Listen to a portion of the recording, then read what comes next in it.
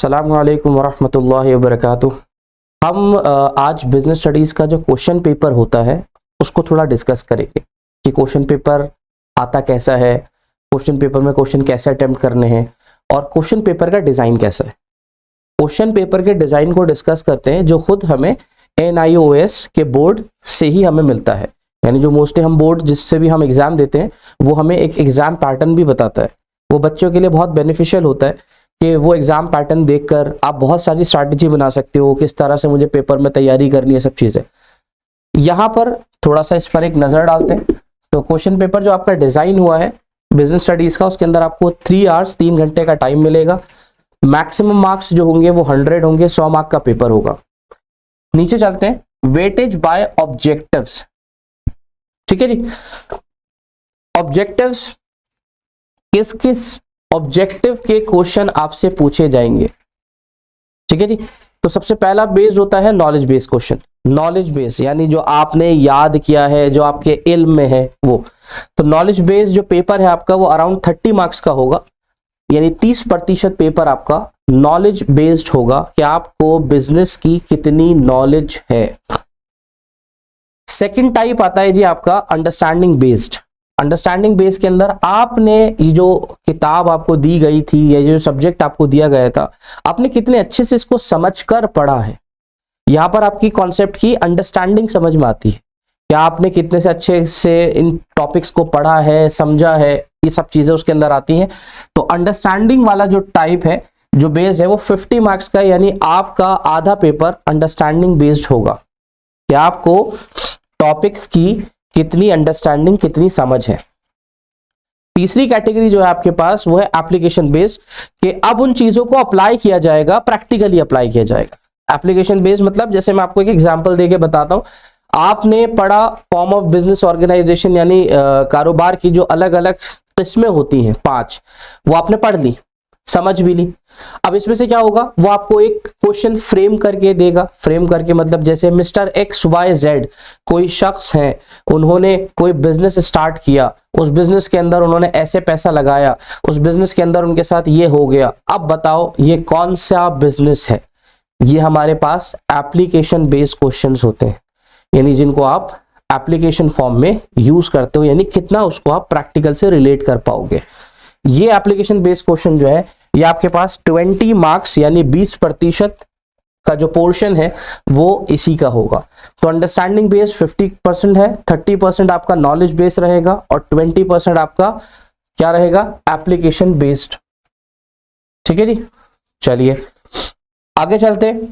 Weightage by types of questions, यानी अब आपको जो पेपर में क्वेश्चंस मिलेंगे वो किस किस टाइप के होंगे। तो देखो जी, यहां पर समझना बहुत जरूरी है। यहां पर आप प्लानिंग कर सकते हो बहुत अच्छे से कि मैं कैसे स्कोर निकालूं, कितना अच्छा स्कोर कर सकते हो आप लोग। तो सबसे पहले आपके पास जो टाइप ऑफ क्वेश्चन है उसको बोलते हैं ऑब्जेक्टिव्स। क्या बोलते हैं भाई, ऑब्जेक्टिव्स क्वेश्चन। जैसे हम कौन बनेगा करोड़पति देखते हैं ना, ऑब्जेक्टिव क्वेश्चन जिसको हम MCQ बोलते हैं। MCQ multiple choice questions. कितने मार्क का होगा, 1 मार्क का क्वेश्चन होगा। एक क्वेश्चन 1 मार्क का, 4 ऑप्शंस होंगे, उन 4 में से आपको एक ऑप्शन पर टिक करना होगा जो भी आपकी समझ से सही होगा। ठीक है जी, कितने क्वेश्चन मिलेंगे, अराउंड 20 क्वेश्चन आपको ये मिल जाएंगे। ठीक है जी, 20 मार्क का पोर्शन। ठीक है जी, अच्छा। ऑब्जेक्टिव टाइप क्वेश्चन स्टार बना हुआ है, यानी हो सकता है चेंजेस भी हो सकते हैं इसके अंदर। इसमें फिल इन द ब्लैंक्स भी आ सकते हैं, ट्रू फॉल्स भी आ सकते हैं और 1 वर्ड भी आ सकते हैं। इन्हीं के अंदर ट्रू फॉल्स 1 वर्ड भी आ सकते हैं, सही गलत बताओ, और फिल इन द ब्लैंक्स होते हैं उनको फिल करना, ये सब चीजें भी आती हैं।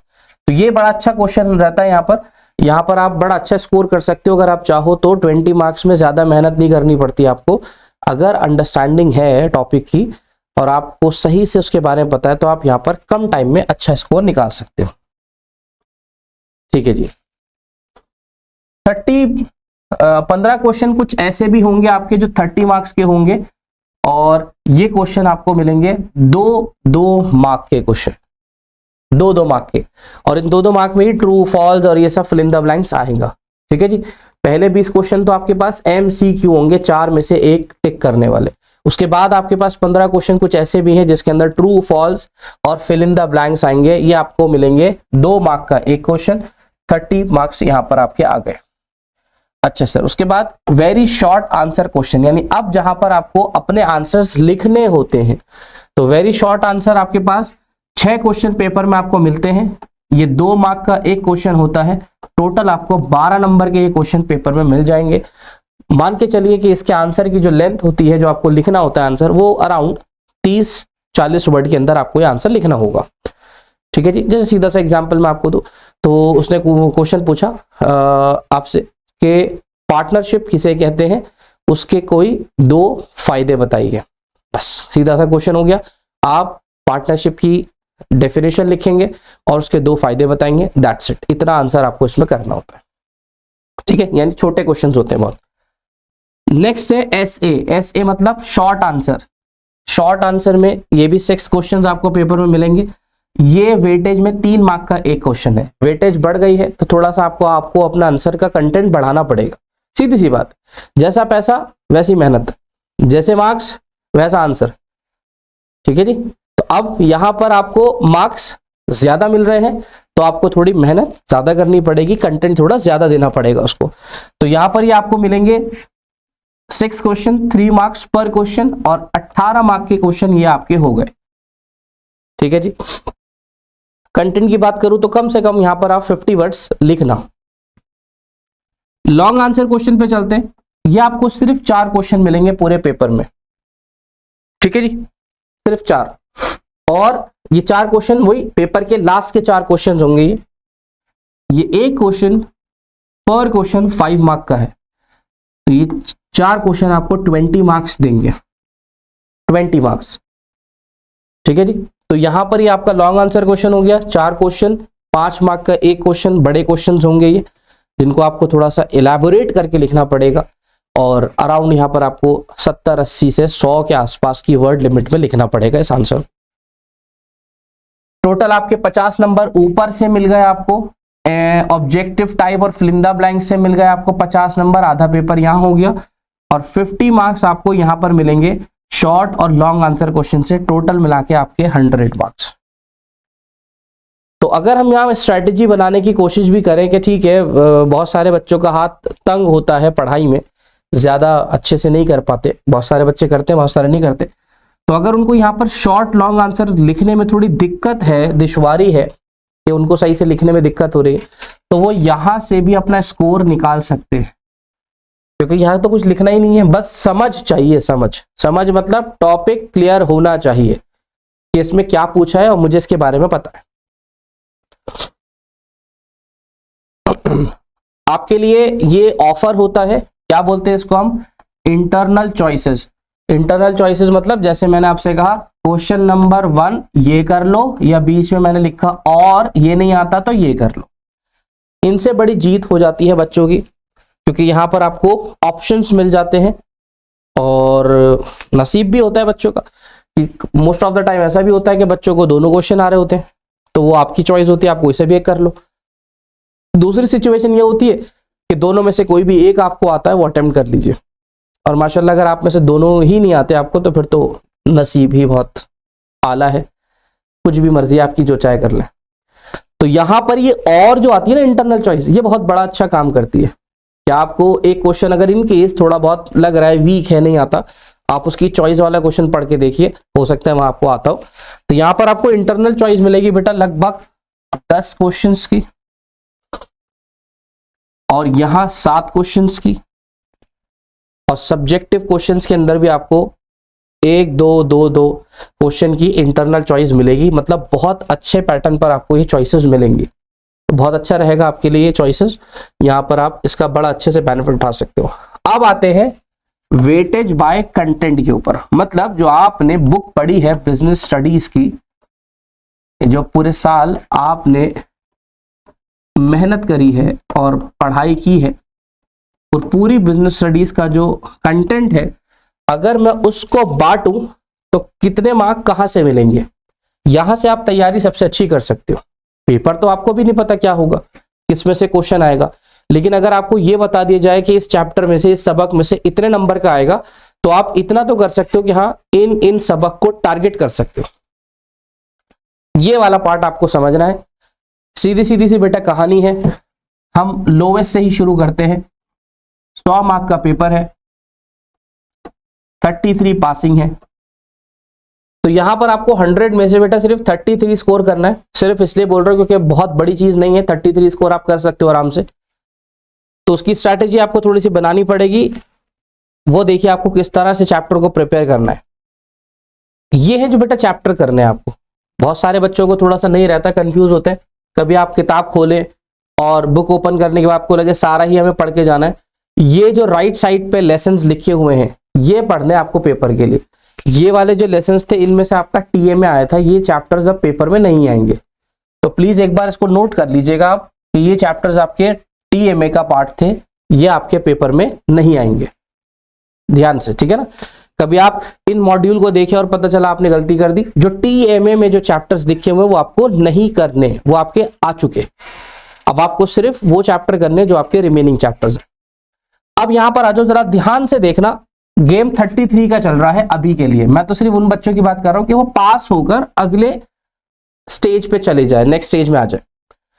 बाकी बहुत अच्छा रहेगा कि अगर आप यहां पर कम से कम अपना टारगेट इतना तो रखें, 70 का टारगेट आप रखें। अच्छे से स्कोर कर सकते हो आप 70 का। अच्छा चले जी सर। हाँ जी, पहला module introduction to business 12 number का है, 12 नंबर का।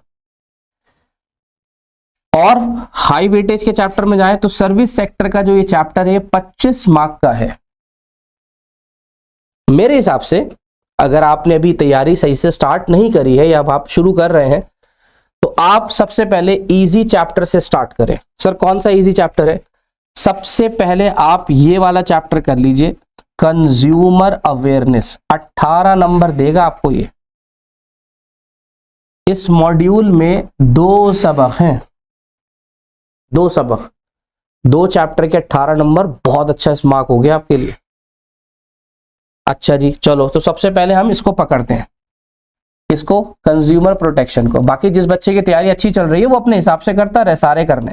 सबसे पहले हमने इसको पकड़ा, ठीक है। इसके बाद किस पे चले हम सर? इसके बाद आप पकड़िए नीचे वाले को, consumer opportunity in business, career opportunities. 12 number का चैप्टर है भाई ये। बहुत अच्छा स्कोर कर लोगे आप यहां पर। ये 2 चैप्टर यहां पर आपको ये 12 नंबर दे देंगे। 12 और 18 हो गए भैया 30। अब यह चल रहा है, इतनी सी तैयारी थोड़ी करेंगे, बहुत सारा कंटेंट है पढ़ने के लिए।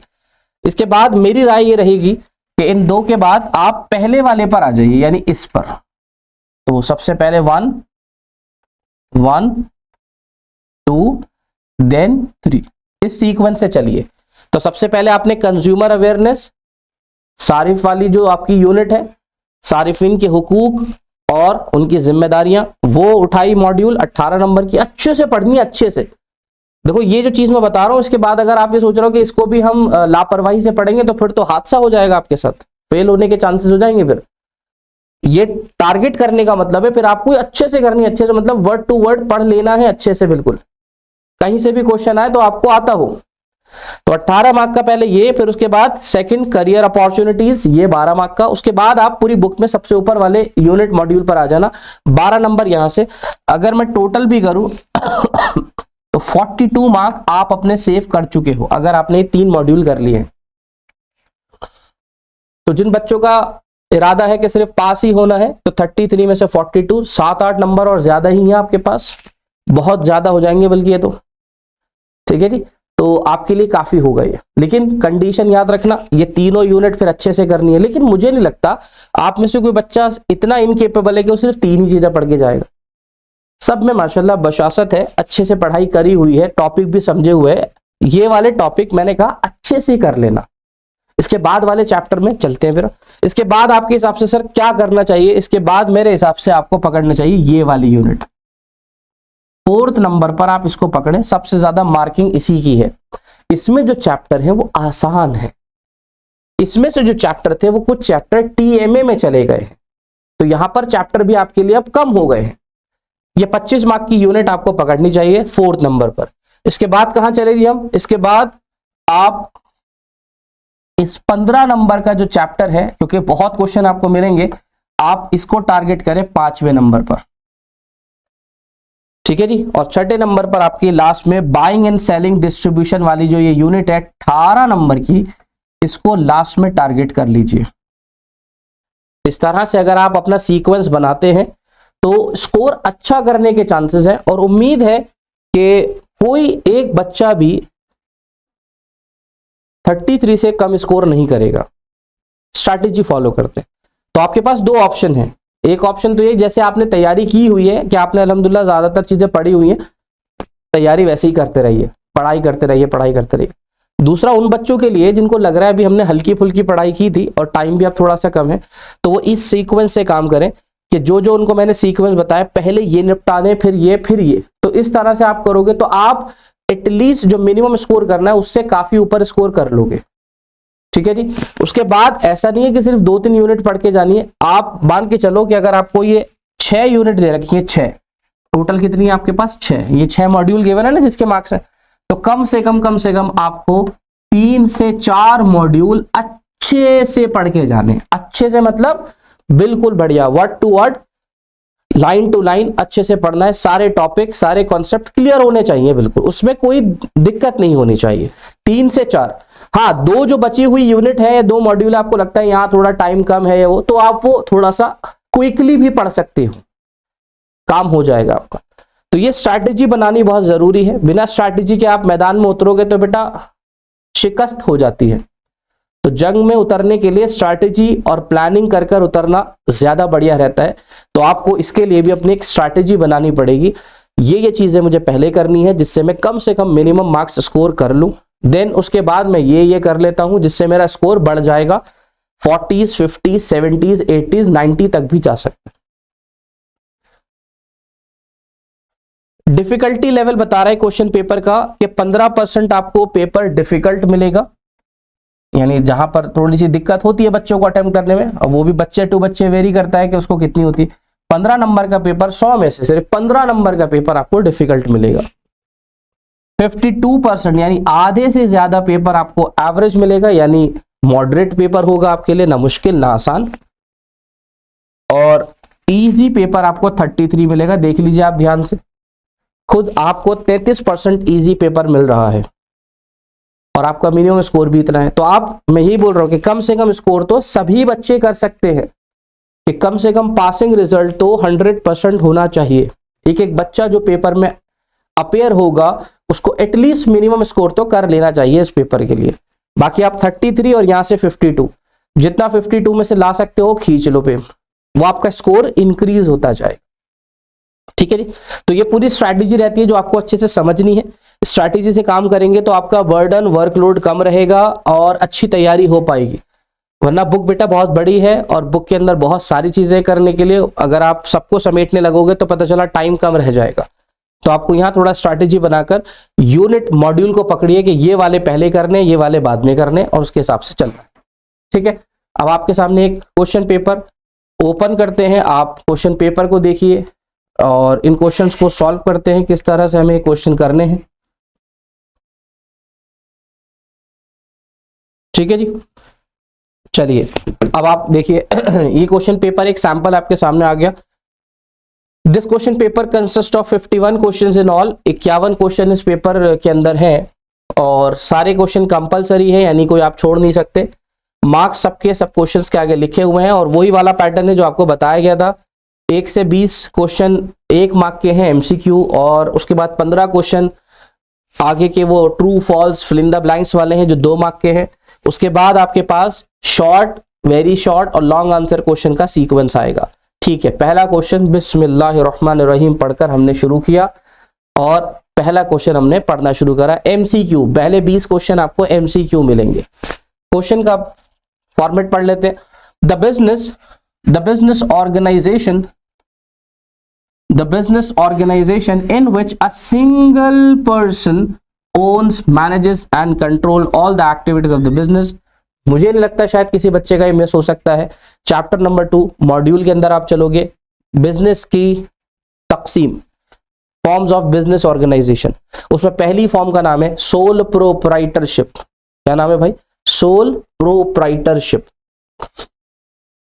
सोल का मतलब ही क्या होता था? सोल का मतलब होता था सिंगल पर्सन, एक इंसान जो पूरे बिजनेस को कंट्रोल और मैनेज करता है। तो यहां लिखा हुआ है, इसने हिंट दे दिया कि वो कौन सी ऑर्गेनाइजेशन है, वो कौन सी बिजनेस की किस्म है जिसमें एक इंसान पूरे बिजनेस को कंट्रोल और मैनेज करता है। चार ऑप्शंस आपके पास यहां दे रखे हैं। वो सोल प्रोप्राइटर है, वो पार्टनर है, वो लिमिटेड पार्टनरशिप है, या जॉइंट हिंदू फैमिली बिजनेस है। तो हमने सिंपल सा टिक करा आंसर ए, सोल प्रोप्राइटरशिप। ऐसे बिजनेस को जिसमें एक ही पर्सन सारे बिजनेस को मैनेज और कंट्रोल करता है उसको हम सोल प्रोप्राइटर कहते हैं। ठीक है जी, बहुत बढ़िया। पहले क्वेश्चन का ये ऑप्शन और दे रखा है आपको, यानी चॉइस गिवन है। ऊपर वाला नहीं लग रहा, नीचे वाला भी कर सकते हैं आप, और ऊपर वाला हो गया तो बेटे नीचे वाले को स्किप कर देंगे।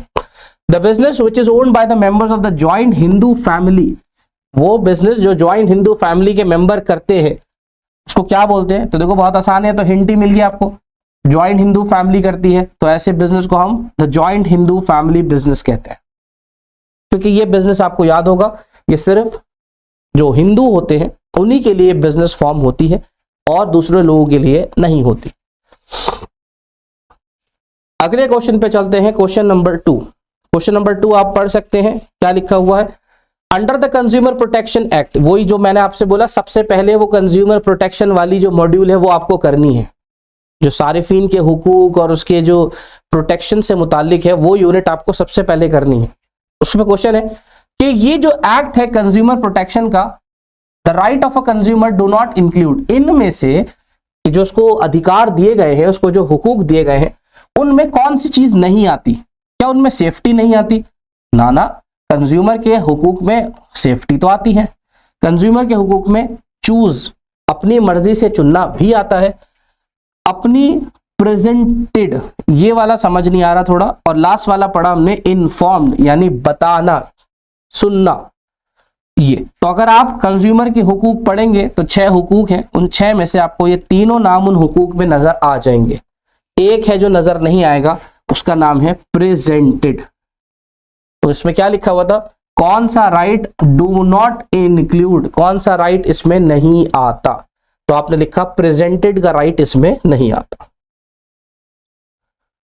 क्वेश्चन नंबर 3 पे चलते हैं जी। The following is not a function of advertising, इनमें से कौन सा एडवर्टाइजिंग का फंक्शन नहीं है? एडवर्टाइजिंग आपको याद है ना, इश्तिहारबाजी। हाँ, चाहे वो टीवी पर हो, चाहे वो रेडियो पर हो, चाहे वो इंटरनेट पर हो, एडवर्टाइजिंग तो एडवर्टाइजिंग है। तो ये सब चीजें होते हैं एडवर्टाइजिंग के अंदर। आपको याद होगा हम ऐड करते हैं तो लोगों को तक वो इंफॉर्मेशन पहुंचती है, लोगों को वो इत्तला मिलती है। ठीक है जी, और हमारी एडवर्टीजमेंट करना इसलिए होता है क्योंकि हमारी कंपनी की इमेज बिल्डअप हो, एक नाम बने, कंपनी की गुडविल वैल्यू बने। ठीक है जी, और हम इससे लोगों को परसुएड करते हैं। ठीक है जी, ये सारी चीजें इसके अंदर आती हैं। तो अब आप देख लो कौन सा फंक्शन नहीं है। क्या इंफॉर्मेशन फंक्शन नहीं है? निजी फंक्शन है। इमेज को बिल्डअप करना फंक्शन है। परसुएशन, लोगों को परसुएड करना फंक्शन है। क्या फंक्शन नहीं है एडवर्टाइजिंग का? प्राइसिंग एडवर्टाइजिंग का फंक्शन नहीं है। अल्हम्दुलिल्लाह। ठीक है जी, तो प्राइसिंग क्या है? प्राइसिंग एडवर्टाइजिंग का फंक्शन नहीं है। तो ऑप्शन कौन सा हो गया भाई साहब आपका? Option number D. इसका और क्वेश्चन भी गिवन है आपके पास। और में क्वेश्चन क्या है जी? Advertising is affected by dash forces, affected by dash forces, इनमें से कौन सी फोर्सेस से एडवर्टाइजिंग अफेक्ट होती है? कौन कौन सी फोर्सेस से, यानी कौन कौन सी शक्तियां हैं, कौन कौन सी चीजें जिससे आपकी एडवर्टाइजिंग जो है वो अफेक्ट होती है? कौन कौन से नाम है जी? इकोनॉमिक, आर्थिक, मईशती, सोशल, सामाजिक, और टेक्नोलॉजिकल, यानी तकनीक से मुतालिक। तो मेरी एडवर्टाइजिंग सबसे अफेक्ट होती है। मेरी एडवर्टाइजिंग मेरी मईशत से मुतालिक भी होती है, वो भी जैसी मेरी मईशत के हालात होंगे उसके हिसाब से मैं एडवर्टाइज करूंगा। समाज से मुतालिक है, जैसे समाज के अंदर माहौल चल रहा होगा, जो कल्चर चल रहा होगा उससे मुतालिक होगा। टेक्नोलॉजिकल है, जिस तरीके की तकनीक का इस्तेमाल किया जा रहा होगा उसके हिसाब से एडवर्टाइजिंग की जाएगी। तो इसका आंसर हो जाएगा ऑल ऑफ द अबव। अगले क्वेश्चन पे चलते हैं। दोबारा से कंज्यूमर का जो चैप्टर था उसी का क्वेश्चन आया है। Which of the following act not pertain to legal protection for consumer, इनमें से कौन सा एक्ट है जो कंज्यूमर को लीगल प्रोटेक्शन प्रोवाइड नहीं करता? तो कंज्यूमर को जो लीगल प्रोटेक्शन प्रोवाइड करता है उसका नाम तो कंज्यूमर प्रोटेक्शन एक्ट ही है। कंज्यूमर प्रोटेक्शन एक्ट 1982 आपकी बुक के अकॉर्डिंग, लेकिन वो रिवाइज हो गया है 2000, ठीक है जी, वो रिवाइज हो गया दो। बाकी 1982 ये सबसे पुराना एक्ट है कंज्यूमर प्रोटेक्शन का, जिसके अंदर आपको कंज्यूमर को जो है वो हुकूक मिले हैं, बहुत सारी जिम्मेदारियां मिली हैं, उसको वहां पर सेफ्टी मिली है, प्रोटेक्शन मिली है, सब चीजें मिली। इनमें से कहीं नहीं लिखा हुआ ये सेल्स ऑफ गुड एक्ट से रिलेटेड है, ये ट्रेडमार्क से रिलेटेड है, ये कंपटीशन से रिलेटेड है। इनमें से किसी भी एक्ट में कंज्यूमर को लीगली कानूनी प्रोटेक्शन कहीं नहीं मिलती, तो इसका आंसर हो जाएगा नन ऑफ द अबव। तो इनमें से कोई भी नहीं है जिससे कंज्यूमर को लीगल प्रोटेक्शन मिलती है।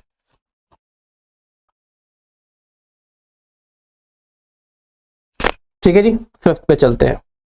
फिफ्थ क्वेश्चन भूले से रिपीट हो गया है, आप देख सकते हैं ऊपर ही का क्वेश्चन दोबारा से पेस्ट हो गया है। आंसर इसका ऑल ऑफ द अबव है। इन केस अगर पेपर में इस तरह क्वेश्चन आता है तो आप अटेम्प्ट कीजिए, आपकी कोई गलती नहीं है इसके अंदर। अगर ऊपर वाला क्वेश्चन दोबारा नीचे आ गया है कोई बात नहीं, आप अटेम्प्ट करके अपना आंसर वैसे ही लिखिए, आप भोले बन जाइए कि आपको कुछ नहीं पता। और में चलते हैं, और वाला भी करके देख लेते हैं। While moving on roads, Mr. XYZ saw large boards placed on iron frames or rooftops or walls.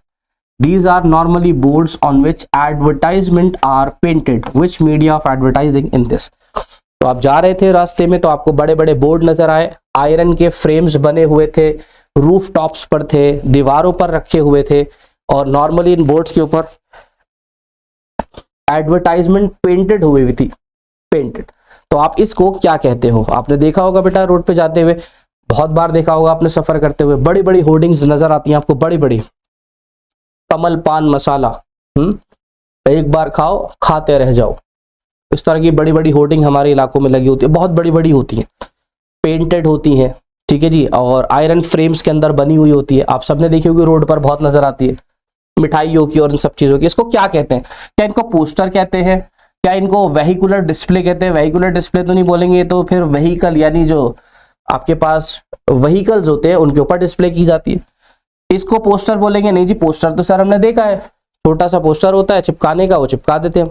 ये तो होर्डिंग्स है। क्या है ये? होर्डिंग्स। जो आपको ये बड़े बड़े से बैनर नजर आते हैं, जो फ्रेमिंग किए गए होते हैं, वॉल्स पर लगाए हुए होते हैं, इनको हम होर्डिंग्स कहते हैं। तो ये होर्डिंग इसका आंसर है। अगले क्वेश्चन पे चलते हैं। क्वेश्चन का नाम है जी, when you buy a product with a new brand name on the basis of an advertisement claiming best quality and then find it defective is case of dash advertisement. मैं पहले से मार्केट के अंदर कुछ सामान बना रहा था, ये क्वेश्चन मैं आपको बता दूं जिस तरह से पूछ रहा है, तो मैं पहले से ही मार्केट में कोई सामान बना रहा था, मतलब पुराना नाम है मेरा। मैंने अभी रिसेंटली एक नया सामान इंट्रोड्यूस किया है और लोगों ने यानी आपने ये देखकर कि भाई साहब पहले से ही काफी सामान बना चुके हैं, ये नया सामान जो उन्होंने बनाया है ये भी अच्छा ही होगा, एडवर्टाइजमेंट की बेसिस पर मैं ऐड कर रहा हूं उसके, ठीक है जी, कि बेस्ट क्वालिटी है, ये सब चीजें। लेकिन आप मेरा सामान क्यों खरीद रहे हो? क्योंकि मैं पहले से मार्केट के अंदर हूं। तो new brand name, by product with a new brand name on the basis of advertisement. तो एक नए ब्रांड नेम का सामान आप खरीदने जा रहे हो, किसकी बुनियाद पर? उसकी एडवर्टीजमेंट पर, जो क्लेम कर रही है कि बेस्ट क्वालिटी है। लेकिन आपको पता चला खरीदने के बाद, अरे ये तो डिफेक्टिव है, इसके अंदर कुछ कमी है। तो उसका मतलब ये किस तरीके की एडवर्टीजमेंट वो कर रहा है? ये तो एडवर्टीजमेंट आपको क्या कर रही है? ये गुड एडवर्टीजमेंट है? नहीं नहीं, ये तो गुड थोड़ी है, दिखा कुछ रहा है, दे कुछ रहा है। अनट्रू, अनफेयर, अनफेयर भी नहीं कहा जाएगा। ऐसी चीजें जिसके अंदर आपको एड में दिखाया जाता है ये, और एक्चुअल में उसके अंदर डिफेक्ट निकलते हैं, ऐसी एडवर्टीजमेंट को हम मिसलीडिंग एडवर्टीजमेंट कहते हैं। ये बात आप नोट कर लीजिएगा, मिसलीडिंग एडवर्टीजमेंट यानी आपको मिसगाइड और मिसलीड किया जाता है कि देखो ये ना, ये 5 दिन के अंदर लगाकर चेहरा ऐसा हो जाएगा बिल्कुल कि आप और चांद बराबर हो जाएंगे। 5 दिन में इतना चेहरे पर निखार आ जाएगा आपके कि आप और चांद बराबर हो जाएंगे। लेकिन एक्चुअल में आपने 5 नहीं 500 दिन लगा चुके हो, चेहरे पे निखार का नाम भी नहीं आया है। तो ये थोड़ा सा एड मिसलीड करने के लिए भी होते हैं कि आपको बहुत चमका चमका कर दिखाया जाता है, लेकिन एक्चुअल में वो चीजें उसमें होती ही नहीं है, और होती हैं तो बहुत कम होती हैं। 7वां क्वेश्चन जो कि दोबारा कंज्यूमर वाले चैप्टर में से ही है, an appeal against the order of the state commission. आपको याद होगा कि कंज्यूमर जब उसके हुकूक तोड़े जाते हैं या उसके साथ कोई भी मिसलीड एक्ट किया जाता है, कोई धोखा दिया जाता है, तो कंज्यूमर अपनी सुनवाई के लिए कंप्लेंट फाइल करता है। ठीक है जी। और कंप्लेंट के लिए आपके पास 3 कमीशंस होती हैं। आपको याद होगा, एक डिस्ट्रिक्ट कमीशन, स्टेट कमीशन और नेशनल कमीशन। ठीक है ना जी। अब ये यहां पर आपको कैसे जाना है उसके लिए आपको याद होगा, इसमें वैल्यू होती है कि अगर आपने जो सामान खरीदा है उसकी कीमत 1 करोड़ से कम है तो आप इस वाले स्टेट में जाओगे, 20 करोड़ से कम है तो इस वाले स्टेट में जाओगे, और 20 करोड़ से ज्यादा है तो इस वाले स्टेट में कमीशन में जाओगे। इस तरह से आपने 3 अदालतें बना रखी हैं, 3 स्टेट्स। क्वेश्चन कह रहा है जी, against the order of the state commission can be filed before. State commission में केस फाइल कर सकते हो ना, आप करते हो। बिफोर द डैश किससे पहले आप स्टेट में अपनी कंप्लेंट दाखिल करते हो। डिस्ट्रिक्ट के बाद आता है स्टेट, स्टेट के बाद क्या आता है नेशनल। तो आप जो अपनी कंप्लेंट स्टेट में फाइल करते हो किससे पहले करते हो, नेशनल से पहले करते हो। Can be filed before the national, तो आंसर हो गया नेशनल कमीशन। ठीक है जी। नेशनल के बाद भी मैं आपको बताता हूं, अगर आप यहां पे जा सकते हो नेशनल के बाद सुप्रीम कोर्ट। तो अगर ये क्वेश्चन होता इस तरह से कि आप अपनी जो कंप्लेंट है वो फाइल करते हो नेशनल में, उसके बाद आप कहां जा सकते हो, तो नेशनल के बाद सुप्रीम कोर्ट है। ठीक है। या वो इसमें कुछ भी क्वेश्चन आपसे बिफोर भी कर सकता है, आफ्टर भी कर सकता है। तो आप सीक्वेंस याद रखो, सबसे पहले डिस्ट्रिक्ट, स्टेट, नेशनल, लास्ट में सुप्रीम कोर्ट। नेक्स्ट क्वेश्चन यहां पर और में आपको मिला है, इंटरनल चॉइस है। Which of the following are the ways and means of consumer protection. इनमें से कौन से हैं तरीके जो कंज्यूमर प्रोटेक्शन के लिए होते हैं। Self regulation by the business, business association बनाना सरकार की तरफ से, या ऑल। तो आंसर है ऑल। ये सारे ही तरीके अपनाए जाते हैं कंज्यूमर के प्रोटेक्शन के लिए। आसान सी बात। अगले क्वेश्चन पे चलते हैं, क्वेश्चन नंबर 8। ध्यान से एक बार पढ़ लेते हैं क्वेश्चन को।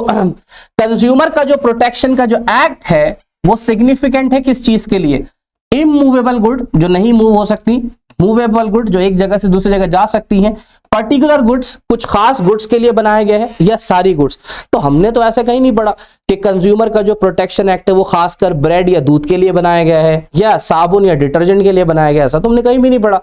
हमने तो पढ़ा ये सबके लिए है। अगर कंज्यूमर के हुकूक टूटे तो फिर वो कोई सी भी गुड खरीदता हो, तो अगर उसका हुकूक टूटेगा तो फिर ये कानूनन कार्रवाई के अंदर आएगा। कंज्यूमर के लिए प्रोटेक्शन एक्ट है, तो आंसर है all kind of goods and services. तो ये कंज्यूमर का प्रोटेक्शन एक्ट किसी खास गुड्स के लिए नहीं है, बल्कि ये सारी ही गुड्स के लिए है, ऑल गुड्स एंड सर्विसेज के लिए।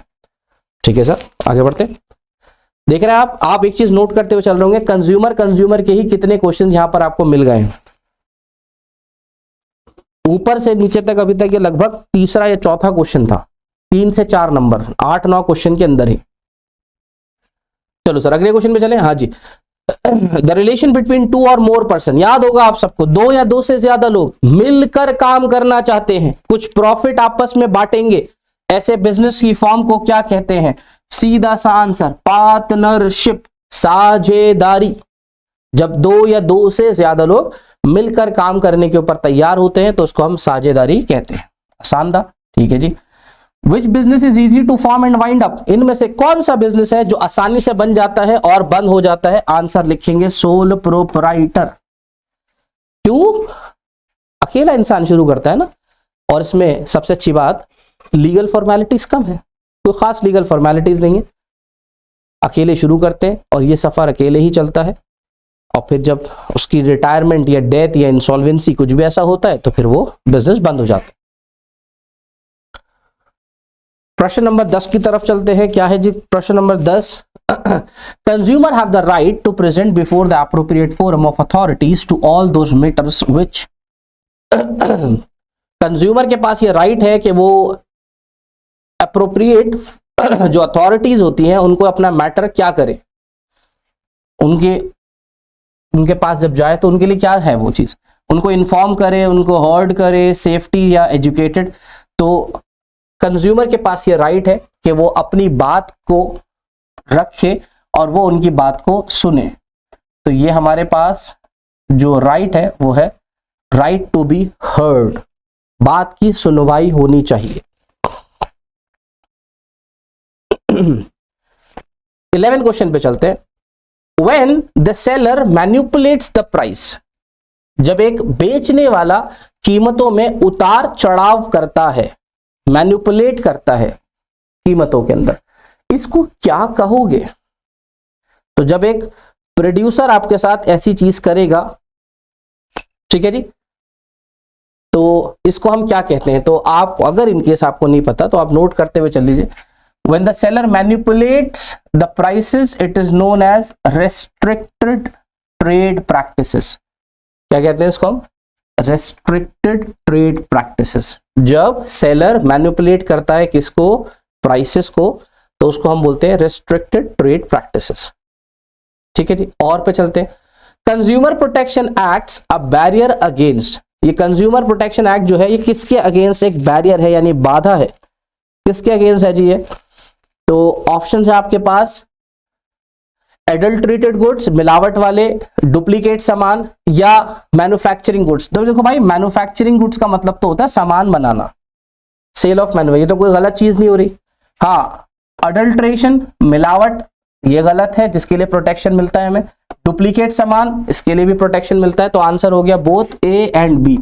तो कंज्यूमर को प्रोटेक्शन मिलता है इन दोनों के अगेंस्ट कि ना उनको मिलावटी सामान मिले ना उनको डुप्लीकेट सामान मिले। तो आंसर हो गया बोथ ए एंड बी। अगले क्वेश्चन पे चलते हैं। क्वेश्चन में लिखा under which act the government has power to declare any commodity as essential in the public interest, यानी गवर्नमेंट के पास पावर है कि वो किसी भी कमोडिटी को पब्लिक इंटरेस्ट के लिए एसेंशियल डिक्लेयर कर सकती है कि ये चीज जरूरी है।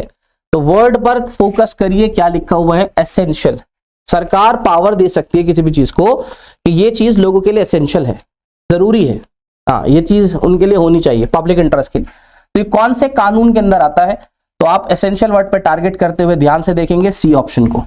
एसेंशियल कमोडिटीज एक्ट 1955 के तहत गवर्नमेंट कहती है, गवर्नमेंट के पास पावर है कि वो किसी भी गुड को डिक्लेयर कर सकती है एसेंशियल है नहीं, अगर हालात ऐसे बने तो वो कह सकती है डिक्लेयर करके कि ये लोगों के लिए इस टाइम एसेंशियल है, इसको देखा जाए, इसकी कीमतों को रोका जाए, सब चीज। क्वेश्चन नंबर 13 पे चलते हैं। What is advertising? तो आप ध्यान से देख लीजिए, व्हाट इज एडवर्टाइजिंग? एडवर्टाइजिंग एक पब्लिसिटी है, हाँ। एडवर्टाइजिंग सेल्स प्रमोशन का तरीका है, हाँ। एडवर्टाइजिंग पेड इंफॉर्मेशन, यानी आपको इसके लिए पे करना पड़ता है, यस। तो answer is all of the above. तो एडवर्टाइजिंग के अंदर तीनों चीजें आती हैं, आप पब्लिसिटी भी करते हो, ये आपकी बिक्री को बढ़ाने का तरीका होता है, और ये पेड इंफॉर्मेशन होती है, आपको इसके लिए पे करना पड़ता है। नीचे वाले पे चलते हैं। और में dash allows the prospect to respond directly to the advertiser rather than going through a retailer और देयर मिडलमैन। डैश अलाउ, इनमें से कौन सी एडवर्टाइजिंग है जो आपको अलाउ करती है डायरेक्ट टू एडवर्टाइजर, बजाय इसके कि आप बीच में रिटेलर या किसी मिडलमैन के पास जाएं? तो आपको याद होगा, आप यहां हैं और ये एडवर्टाइजर है, आप डायरेक्ट करते हो तो बीच में कोई मिडलमैन नहीं है, तो ऐसी एडवर्टाइजिंग को आप कौन सी एडवर्टाइजिंग कहोगे? Direct advertising. बीच में कोई है नहीं ना, कोई बीच में मिडलमैन नहीं है, कह रहा है ना, देखो, गोइंग थ्रू अ रिटेलर और rather than going through a retailer, किसी रिटेलर के जरिए जाना या उसके बिना जाना, बजाय उसके आप डायरेक्टली एडवर्टाइजर के पास जाते हो, तो ऐसी एडवर्टाइजिंग को हम क्या बोलते हैं? Direct advertising. यहां पर कुछ टॉपिक आपको ऐसे लगेंगे कि ये थोड़े से ऐसा लग रहा है पढ़े बड़े नहीं थे हमने, कुछ चीजें अंडरस्टैंडिंग और आपकी नॉलेज बेस्ड है, कुछ नॉलेज बेस्ड चीजें हैं, या ये आपकी नॉलेज पर था, या आप कहीं रट नहीं पाओगे इन चीजों को, कि आप थोड़ी सी समझ का इस्तेमाल करोगे अपनी, कि ये कुछ इस तरह कह रहा है कि एडवर्टाइजर से वो डायरेक्टली रिस्पॉन्ड करता है, बीच में कोई और रिटेलर नहीं आएगा, तो आपको ये अपनी समझ से थोड़ा सा यहाँ पे इस्तेमाल करके काम करना पड़ेगा।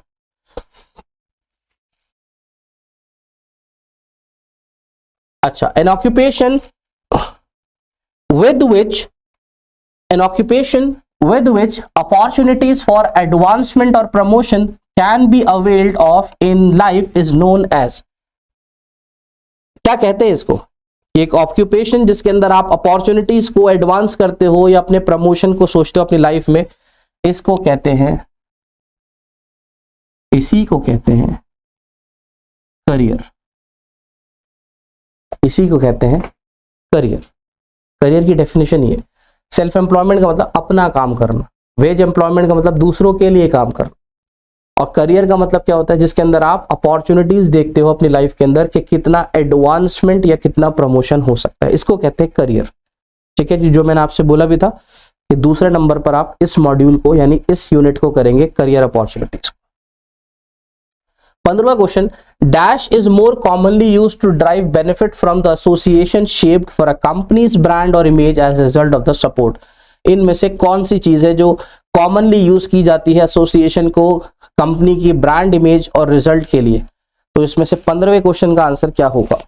तो dash is more commonly use, कौन सी चीज इसमें से कॉमनली यूज की जाती है from the association shape for a company's brand image को बनाने के लिए और उनके सपोर्ट के लिए? तो आप सीधा से याद रखिएगा वर्ड, टर्म है स्पॉन्सरशिप। टर्म है स्पॉन्सरशिप। स्पॉन्सरशिप, जो स्पॉन्सर्स होते हैं वो क्या करते हैं? वो अपनी कंपनी की इमेज को, ब्रांड वैल्यू को बढ़ाने के लिए ही एक बहुत सिंपल सा इस्तेमाल किया जाने वाला तरीका है। ठीक है जी, देखिए आप दिखाइए जरा इनको, आईपीएल किसने स्पॉन्सर करा इस बार?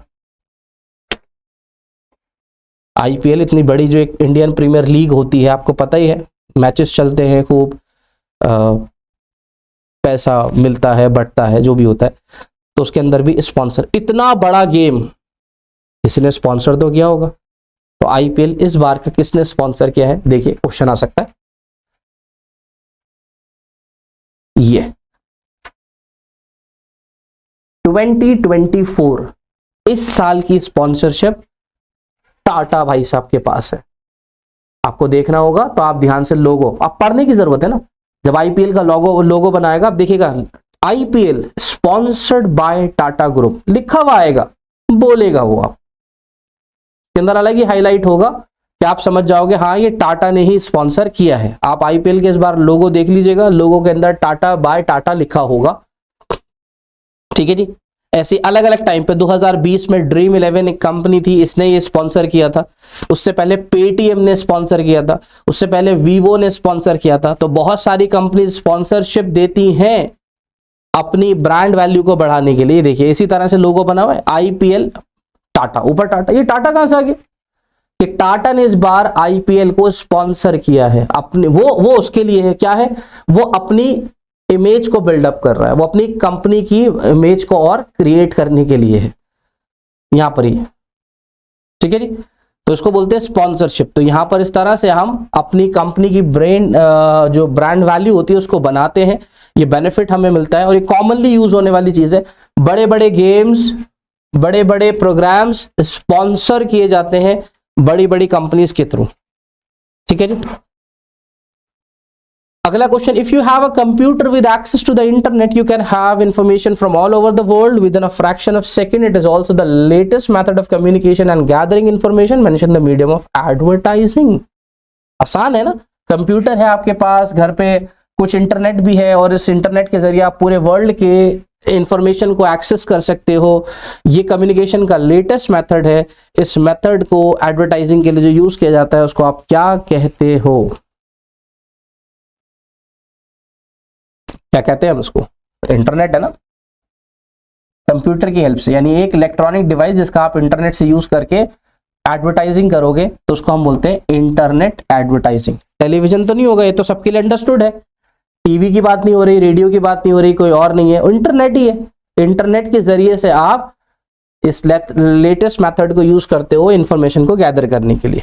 अगला question, dash employment means serving another person for wages. कौन सा तरीका इसमें रोजगार का ऐसा है जिसके अंदर आप दूसरे को सर्व करते हो और उसको वेजेस और सैलरी देते हो?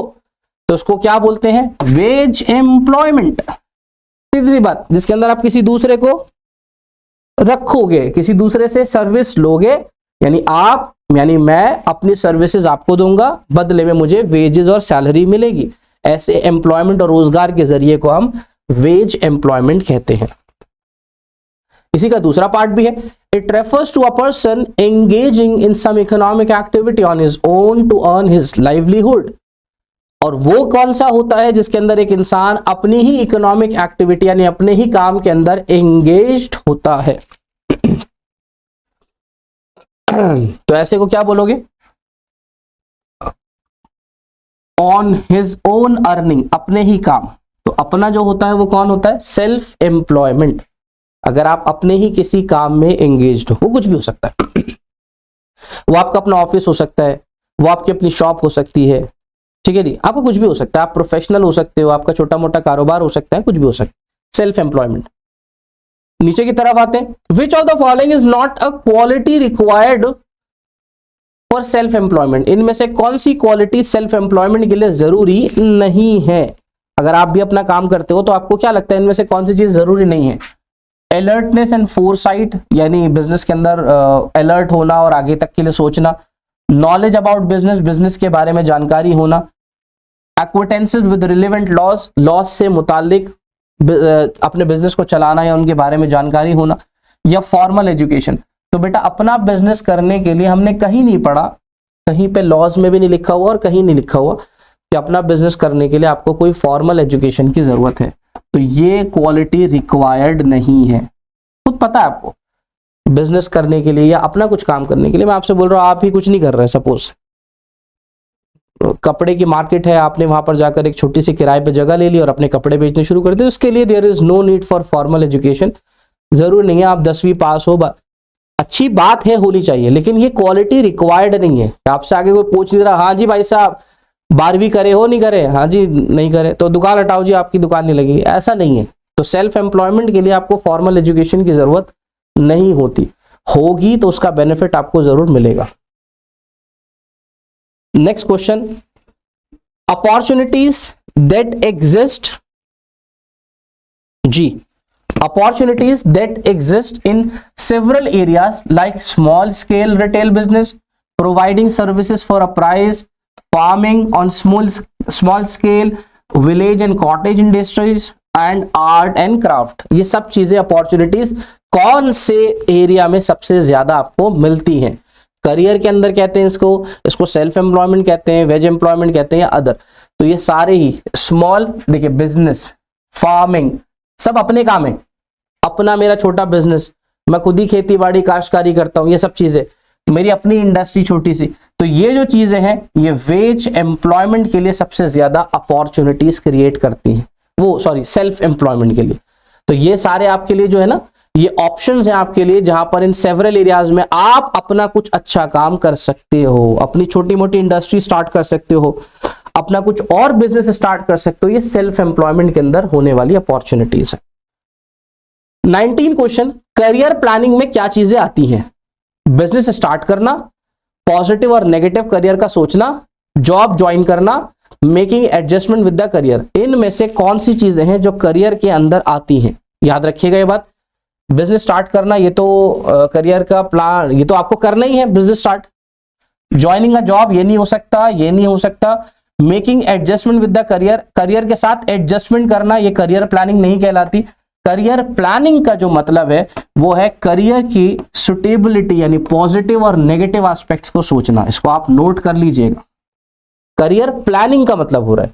तो करियर प्लानिंग का मतलब उस करियर से मुतालिक कुछ पॉजिटिव और नेगेटिव चीजों को सोचना कि क्या इसके पॉजिटिव है, नेगेटिव है, आगे जाके क्या चीजें रह सकती हैं, क्या नहीं, वो सब चीजें। करियर पाथ का क्या मतलब होता है? करियर पाथ, ठीक है जी, करियर पाथ का मतलब क्या होता है जी, तो उसको देख लेते हैं। करियर पाथ का मतलब है work done in different job position, अलग अलग जॉब पोजीशंस पर काम करना। Way adopted for a career, career को अडॉप्ट करने के लिए एक तरीका इस्तेमाल करना। गेटिंग प्रोफेशनल डिग्री, एक प्रोफेशनल डिग्री हासिल करना, या जॉब टाइटल। तो करियर पाथ देखिए अलग अलग वर्ड है, करियर प्लानिंग अलग है, करियर पाथ अलग है। करियर पाथ का मतलब एक चीज, एक टाइटल जो आपने सोचा था और वो टाइटल हासिल करना, करियर पाथ। तो ये है आपका गेटिंग अ जॉब टाइटल। मैंने भी कोई नौकरी ज्वाइन करी, ज्वाइन करने के बाद मैं बेसिक वहाँ पर एक नॉर्मल ही एम्प्लॉय था। फिर उसके बाद मैंने आगे के लिए प्लान करते हुए सोचा मेरे करियर पाथ में, तो मुझसे पूछता है तुम्हारा करियर पाथ क्या है, गोल क्या है, तो मैंने सोचा जी मुझे जो है वो मैनेजर बनना है, तो वो मेरा करियर पाथ है। तो जब मुझे वो टाइटल रिसीव हो जाएगा तो इसका मतलब मैं अपने करियर पाथ पर हूँ। तो गेटिंग अ जॉब टाइटल, वो जॉब टाइटल आपको मिलना चाहिए। लास्ट क्वेश्चन, ये आपका कंज्यूमर प्रोटेक्शन के चैप्टर में से ही है। Dash is the standardize mark on jewellery. बहुत बार मैंने आपको बताया हुआ है कि जब भी बेटा ज्वेलरी खरीदो, अपने लिए खरीदो या उनके लिए खरीदो, जिसके लिए भी खरीदो, तो ज्वेलरी खरीदने से पहले एक आध चीज़ का थोड़ा ध्यान रख लो, क्योंकि अगर आपने ये ध्यान नहीं रखा तो वो स्टैंडर्डाइज गुड नहीं मिलेगी। स्टैंडर्डाइज नहीं मिलेगी तो बेटा वो सोना हो, सोने का पानी हो, पीतल का पानी हो, या सिर्फ वो एक गोल्ड का कुछ अजीब सा हो, आप उसके अगेंस्ट केस फाइल नहीं कर सकते, क्योंकि रीजन सीधा सा है, आपने खुद ही इंफीरियर क्वालिटी का सामान खरीदा है, घटिया चीज खरीदी। तो आपको क्या चाहिए था कि आपको सामान खरीदने से पहले स्टैंडर्डाइज गुड खरीदनी चाहिए थी। तो ज्वेलरी खरीदने से पहले आपको उसके ऊपर जो मार्क देखना है, उस मार्क का नाम है हॉलमार्क। ये बात मत भूलिएगा। गोल्ड की आइटम, इन पर क्या मिलेगा आपको? हॉलमार्क। तो हॉलमार्क आपको चेक कर फिर वो सामान खरीदना चाहिए था। ऐसे ISI है, FPO है, फूड प्रोडक्ट्स के लिए FPO है, ISI मार्क होता है आपका, ये ड्यूरेबल गुड्स के लिए होता है, इलेक्ट्रिकल गुड्स के लिए होता है, सेफ्टी गुड्स के लिए होता है ISI मार्क, FPO ये, और हॉलमार्क आपका वो होता है ज्वेलरी के लिए। ठीक है जी। तो यहाँ पर आज आपके ये 20 क्वेश्चंस कंप्लीट हो गए। 20 क्वेश्चन थे, ये हमने थोड़ा डिस्कस करके करें, जिससे हम उसका आंसर भी देख लेंगे, और उसके बाद जो हमने और भी ऑप्शंस थे हमने उनको भी डिस्कस कर लिया, जिससे आपको बेनिफिट रहेगा कि अगर ये क्वेश्चन डायरेक्टली नहीं आया तो थोड़ा घुमा कर आ जाएगा। तो अगर इसी से रिलेटेड क्वेश्चन आता है तो आप उसको इजीली अटेम्प्ट कर लोगे। तो 20 जो क्वेश्चन है ना MCQ के, ये बहुत बेस्ट क्वेश्चन होते हैं। इन 20 में से 15-18 क्वेश्चन अगर आप सही से अटेम्प्ट कर लेते हो, यानी करेक्ट अटेम्प्ट करते हो, तो समझो बहुत अच्छा स्कोर होने के चांसेस है। तो नेक्स्ट क्लास में इंशाल्लाह हम बचा हुआ पेपर जो है वो डिस्कस करेंगे। ठीक है जी। अस्सलामु अलैकुम वरहमतुल्लाहि वबरकातुहू।